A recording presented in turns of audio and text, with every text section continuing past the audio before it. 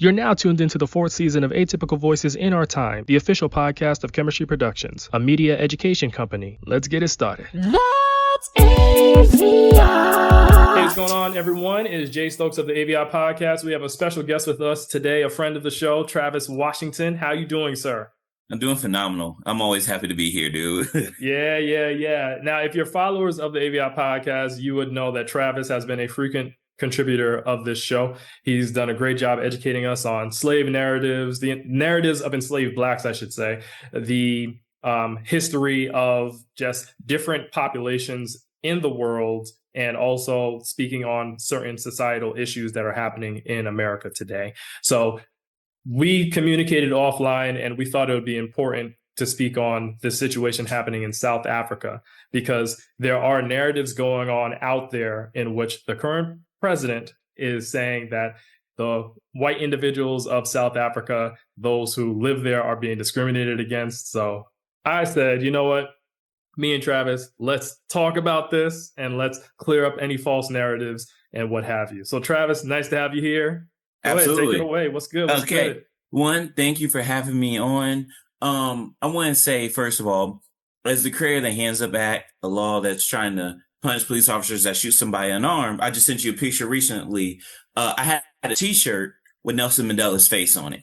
Nelson Mandela is an inspiration to me. He's one of the few first Black icons to make me feel good about myself and make me feel good about who I am. Yes, he's 5,000 miles away, but that does not mean he didn't have an impact on my life. And I want to go into South Africa. So, once again, South Africa at that point was called Southern Africa, and it has a history. Southern Africa was trading with China since the 9th century, 500 years before Christopher Columbus discovered like America, whatever. So, but to get back on track is that around the 16th century is when the Dutch came into South Africa and colonized a piece of the land. And then after the Berlin Conference of 1884, I believe, or 1882, Africa was carved out. Sadly, because of the colonialistic error that took place in South Africa, 90% of the wealth went to the small white population. And through fighting, not just Nelson Mandela, once again, I'm just focused on him, multiple people sacrificed themselves. I know even with the civil rights movement, we focus on Dr. King, Malcolm X, John Lewis, Medgar Evers, Fred Hampton, Ida B. Wells. There was people that we didn't even hear about sacrificing their lives, participating. But back on point to South Africa is that there's a plethora of people throughout that history who helped tear down the system of apartheid. And apartheid lasted from 1948 to 1994. It was like a different level of segregation. And I want you to come in. What did you learn recently about like this apartheid system that like existed? Because I felt like a little tension from it. Can you give me your opinion, what you thought about it? Well, I'll be honest, everyone out there. Now, me being an American, I fall into that ignorant bag of I don't know a lot about world history. So I have recently touched up on my understanding of apartheid and what happened in South Africa during that time. What I will say is I had a base kind of level knowledge of what was going on, but now I understand a little bit further in terms of colonization. You had the Dutch, the Brits came over to South Africa and they take over the land. Then you move the majority of Black Africans that are over there into a concentrated area of that quote unquote country. And then the whites, they're controlling the other parts of it. They start exploiting Black labor, getting richer off of that. And then they start creating these laws saying that, hey, we don't want to intermingle with the Black folk over there because we fear that it might have an impact on our economic growth. So you have Blacks that are pushing it against this. You have a lot of murders that are going on. Steve Biko is somewhat a major figure that gets caught up in that. Nelson Mandela gets jailed for rising up against the injustices that are happening. And now we have what we have today. And yes, you have a country that is a little mixed up. You have it doing well in some respects, but in other respects, it's still feeling the major weight of colonization. Yes. And I want to go, I do have a bias. I will put this out here. I do have a bias, but how it's connected to today and why voting matters. President Ronald Reagan, President Herbert Walker Bush called Nelson Mandela a terrorist. They called the ANC a terrorist organization. Margaret Thatcher, the prime minister, first woman prime minister of the United Kingdom, called the ANC a terrorist organization. Then you have President Clinton come in inviting Nelson Mandela to the White House. Then you had the Bush who left him on a terrorist watch list, I think till 2008. And then you have President Obama who comes in and shake Nelson Mandela's hand. It shows you that there is, whether you like it or not, yes, when we think of voting, we only think domestic, but the president does matter. There's a difference between shaking a man's hand and leaving him on a terrorist watch list. I see. Yeah, exactly. And that's why I'm like, South Africa and what's happening right now under this current administration, who we all know is looking like he's not even running the White House. It looks like somebody else is running the White House. I call him Tesla Man. Tesla Man. Yeah, let's call him Tesla Man, who's currently fired over 100,000 federal workers. Correct. Who's currently from South Africa. A lot of people forget a lot of Nazis ran to South Africa to escape. Correct. And to run away. And a lot of people also forget Elon Musk's Tesla Man's grandmother was a Nazi sympathizer. So we should not be surprised. Also, the first, I think one of the presidents in the 1940s or 1950s, I am forgetting his name, was also a Nazi sympathizer. So you have Nazi sympathizers who help implement apartheid in South Africa. And so it tells me that there is deep-rooted racism, but once again, we overcame. When the ANC finally took over Nelson Mandela's party, there was huge poverty. And don't get me wrong, South Africa is the second most inequality country in the world, but we can't ignore the progress they made. It went from no subsidized housing for Black Africans to now 4 million get subsidized housing. It went from education was not free to re-education is free in South Africa. It went from, think about it. In South Africa, you got to say Africans are 93% of the population, and there was only 1,000 Black doctors. And that's literally, I'm probably making a number, that's 600 clients per one doctor. Now we went from only 1,000 Black South African doctors to 11,000 Black South African doctors. So Black African, and that means we're making our progress, but the problem is poverty. And so the current administration in South Africa is trying to take the land back. And this is where we have a problem. Because, go ahead. Let me interject right quick. So yes. I would like for you to please clarify the narrative, because we have current president of the United States. I call him Cheeto Man. So Cheeto Man and Chester Man. So Cheeto Man is saying that the white South African minority is being mistreated over in South Africa because of current rulings that are being put in place, current laws that are being discussed. So as you're going into your next segment speaking on this, I would like for you to please clarify what's actually going on. So what's going on is that white people are 7% of the South Africa's population, but they control 90% of the land. That's crazy. That's crazy. Yes.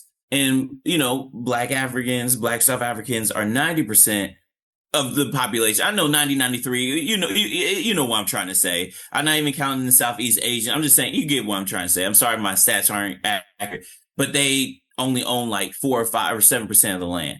That's a problem.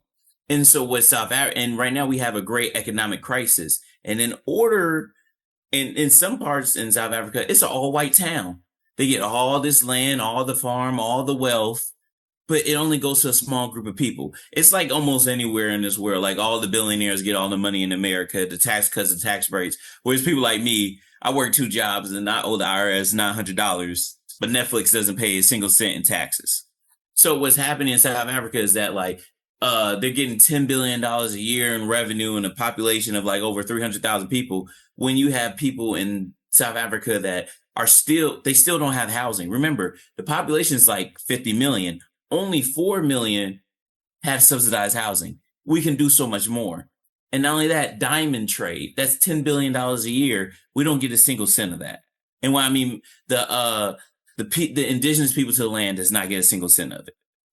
That's really, I hate to say unfortunate. I want to use a stronger term. Mm-hmm. However, it is not right that you have natural inhabitants of that land who make up the majority, who are not profiting off of that land or able to fully control what's going on that land. Do you agree?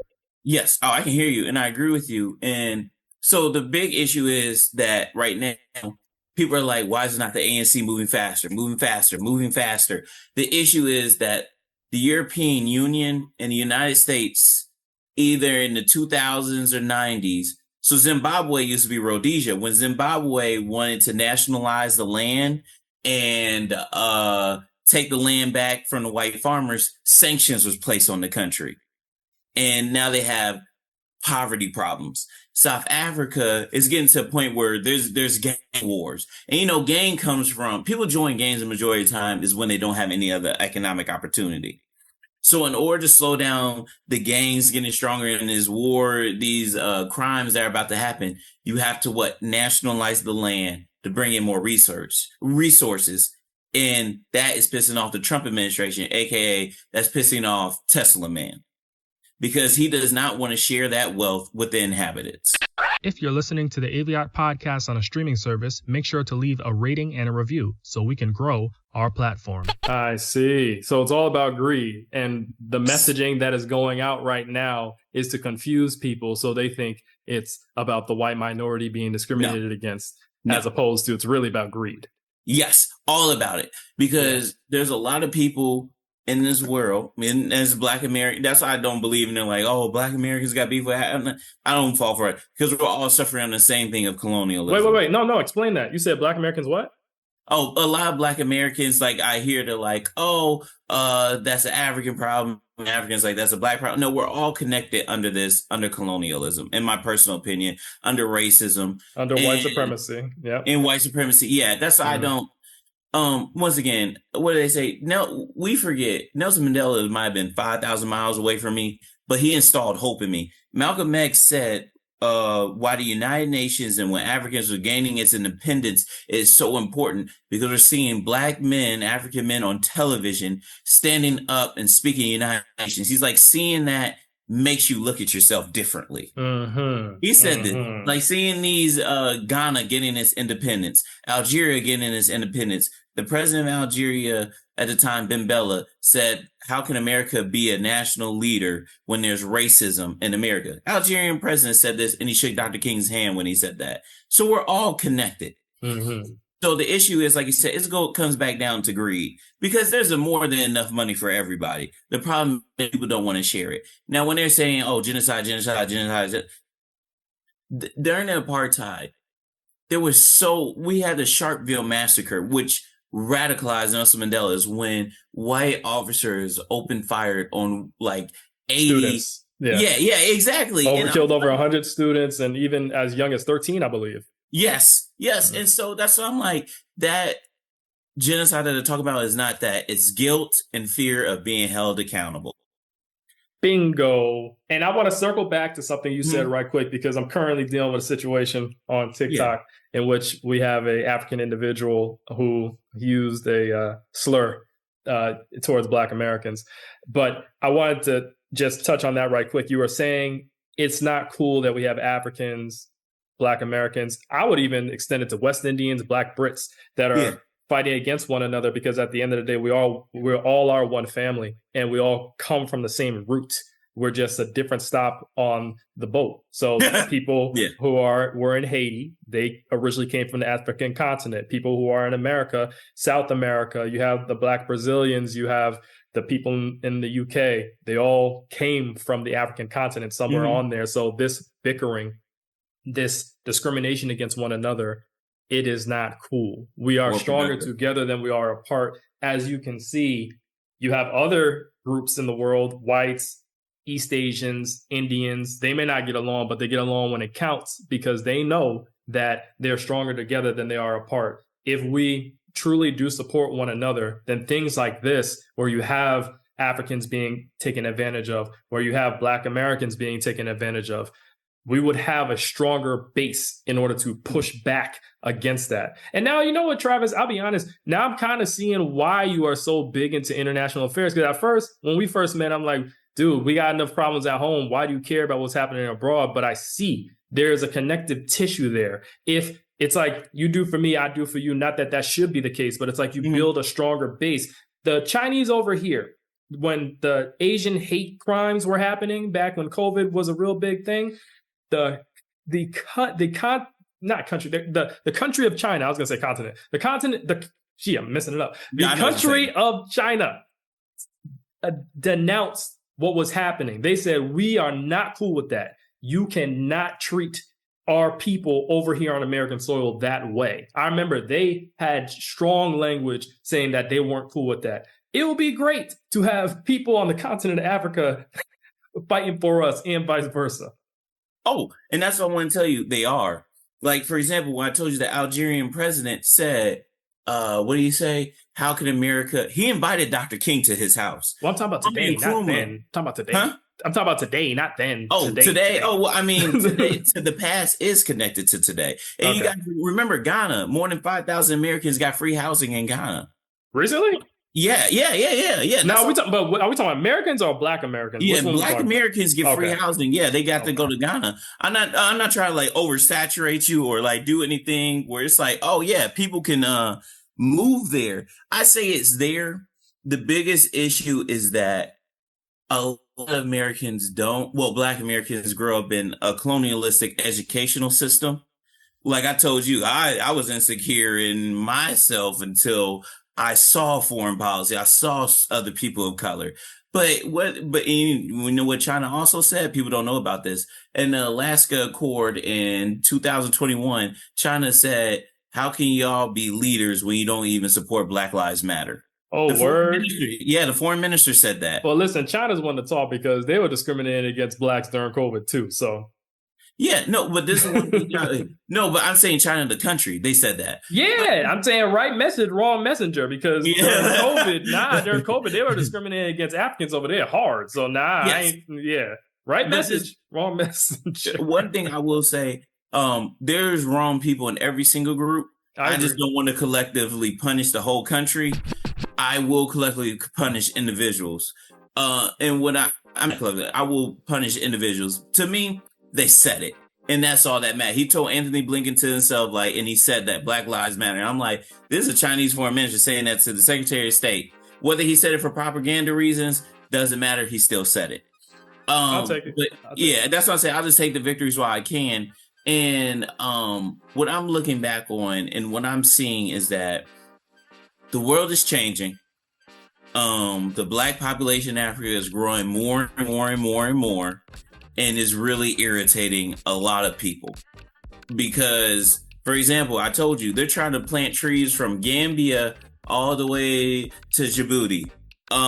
They're trying to plant more than 100 million trees.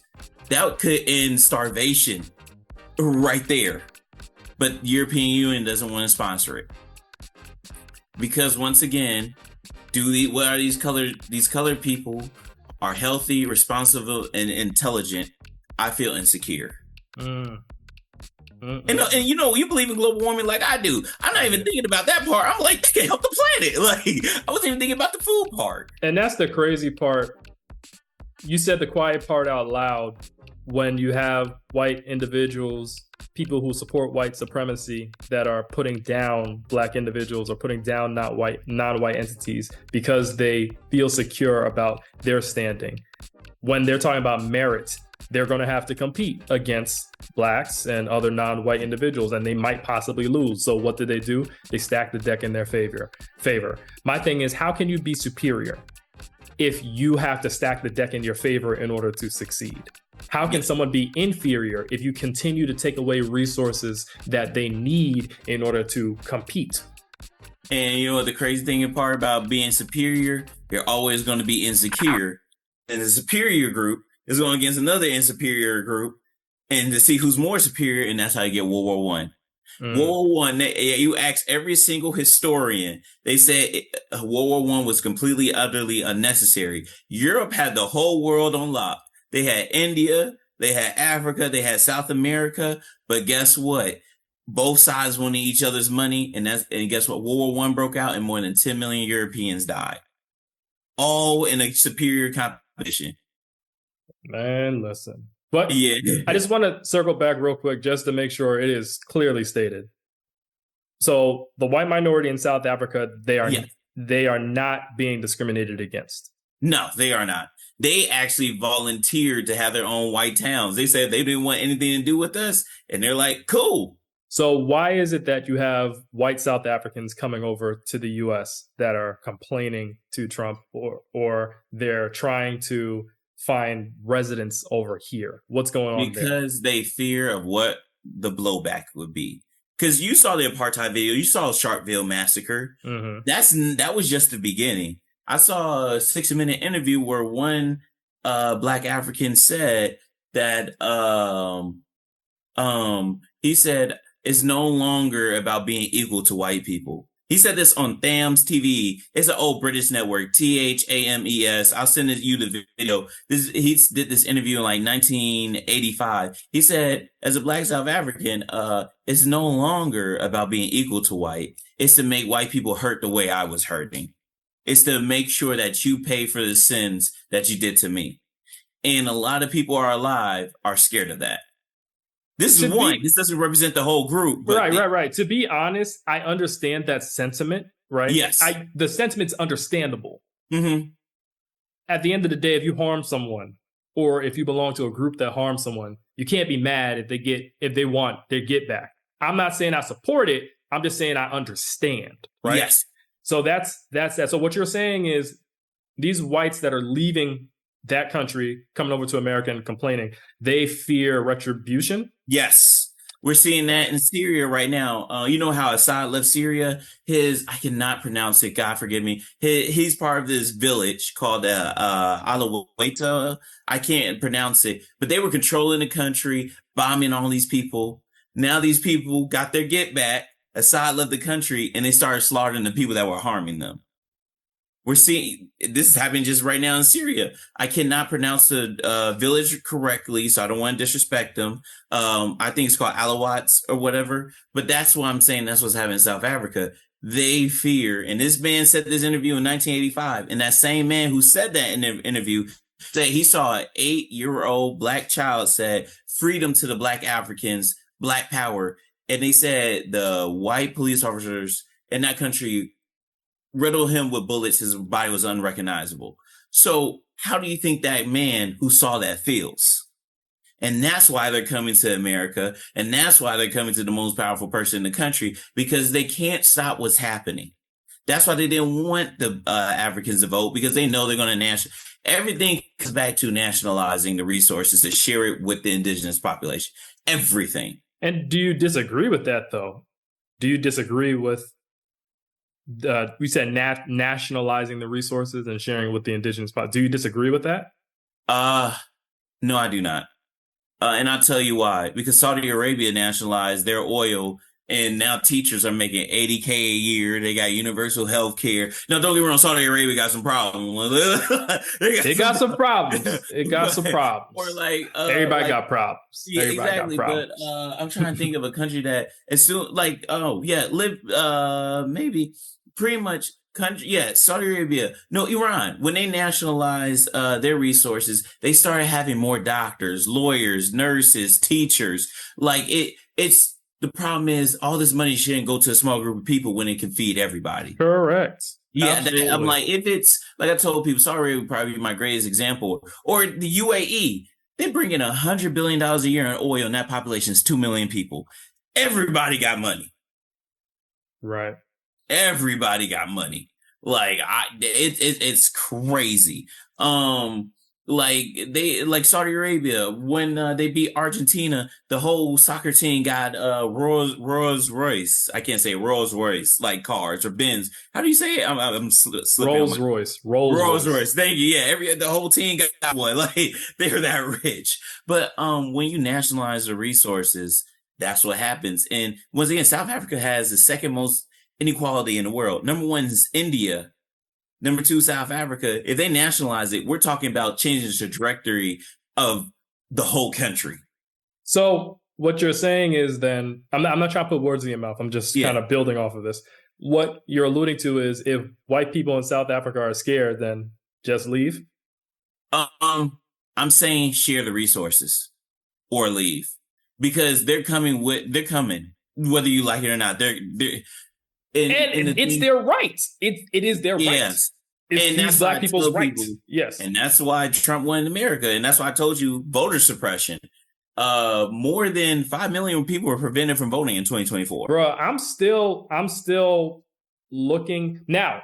The voter turnout, I do believe white people overwhelmingly voted for Trump. I believe the Latino community overwhelmingly did too. And now for a quick commercial break. Hey guys, as you can hear, we are unapologetic in our opinions. We may be politically incorrect or possibly wrong, but don't knock us for being ourselves and saying what many are too afraid to admit out loud. Anyways, if you have any thoughts or questions about our show, email us at chemistryproductions@gmail.com. That's K3MISTRY productions@gmail.com. We'll be sure to address whatever you have to say.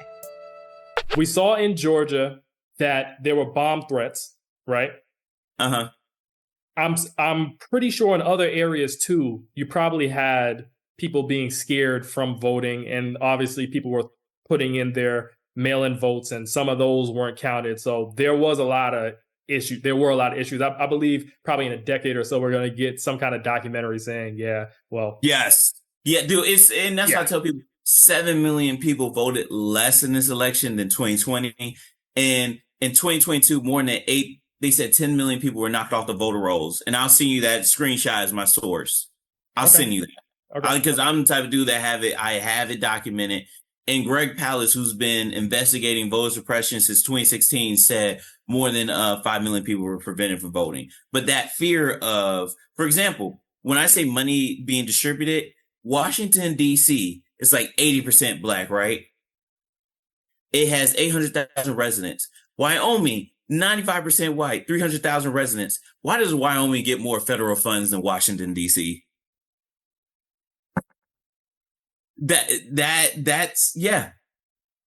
See what I'm saying? Like Wyoming gets like $2 billion more than Washington, D.C. And Wyoming, they don't have an income tax, so they can't produce enough money, but 300,000 residents versus 800,000. Yeah.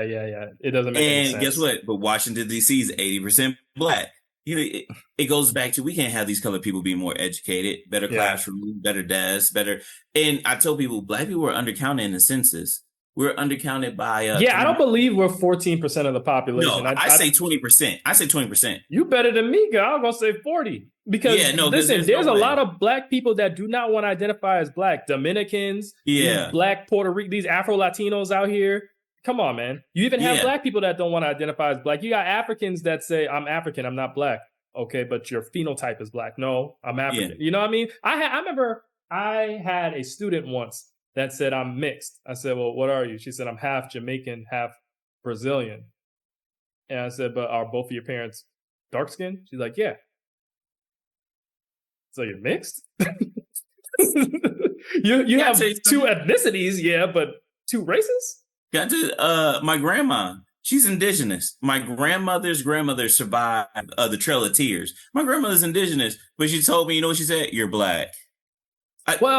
Well, fun fact, Travis, you know that enslaved blacks were also part of the Trail of Tears because the natives had enslaved blacks. So that's not shocker. That's not a shocker. And I'm glad that you're. I'm glad that's you what I said tell your grandmother, people. right? Huh? You said your grandmother? Yeah, she's indigenous. Yeah, I'm glad that she's Native American. Yeah, I'm glad you told you that though. Yeah, but she looked at me. She's like, "You're black." Like she literally got like black. Like if I went up to you, hey man, I'm Native American, you make fun of me. But if I said, you can say you're part. You can say you're part. Yeah, but I just don't go around. I just say I'm black and beautiful, black and proud. I just keep it. I carry their stories with me. Like, okay, my grandmother, what she went through, and seeing her cry. When we were talking about she didn't cry at all, but seeing her tear up when I saw her look at photos of other indigenous people, their photos of Trails of Tears or Wounded Knee, it makes me look at it differently. So once again, yes, I'm focused on black issues, but the suffering they went through, I'm always going to mention as well. You can have empathy for others while you're focusing on your issues. You can still have empathy for others. Thank you. Yeah. And that's what I tell people. And that's what the Bible says. It literally says that if you want to get to heaven, love your neighbor as you love thyself. It is right there. Yeah. Sorry. Go ahead. Yeah. And then to get back to the point, that's why I completely understand what the South, the white people coming over to like help us. What did you do to make them so mad? Facts. What did you do? Well, listen, I'll tell you one thing. They ain't the perfect country to come to right now because the way this country headed, man. No, yeah, I know. And as I told people, let's talk about the federal government because I knew we were going to transition to this. I'm really hurt because I wrote over 20 reference letters. There's this one young lady. I wrote her a reference letter. I even spent $60 on a writing tutor to make sure her reference letter was perfect. She got accepted into a PhD program in December. She was going to get 80%, 9% for school paid for, a $40,000 salary. And then they revoked her NIH job, National Institute of Health, right in March, right 2 months before she graduates. She was focused on eating disorders. Yeah. And I'm like, I didn't even think about it. And this is why I tell people this is going to be a great civic election because I'm always thinking, my mindset, one, that's people's jobs. Two, increase their funding. Cool. But I'm learning a whole bunch of stuff about NIH. I was like, oh, they do cancer research? I always thought, you didn't know that? Whatever. You didn't know that? No, I did not.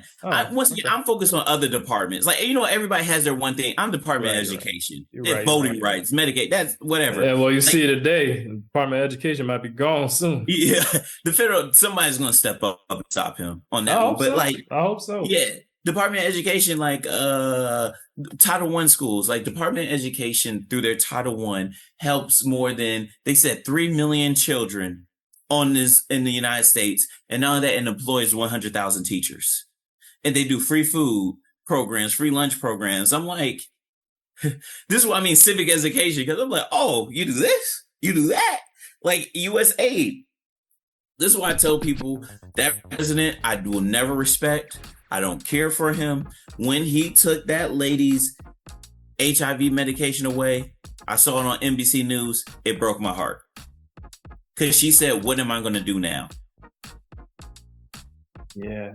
I do think we're going to have to do a follow-up episode so we can get more into the meat of what's going on with the federal workforce. Next time. Yes. Yeah, we definitely will. However, I will say this. I appreciate you clarifying some misconceptions about what's happening in South Africa. These white people are not being discriminated against, y'all. They're not being discriminated against. So please, we always say, do your research. I'll tell you one better. Get books on the South African apartheid. There's a good TED Talk online about it. Make sure that whoever you're looking to for research, look into their background, see how well learned they are, what colleges they went to, how much years of experience they have as a historian. Don't just don't just go to a Reddit page or Wikipedia. Seriously. You have to, and I think I'm gonna do an explainer video one of these days on how to properly conduct research. But I thank you very much, Travis. This was a great episode. Thanks for everything. We're gonna talk more offline about this. Absolutely, yeah. So, till next time, y'all. So go a little something like this. That's it.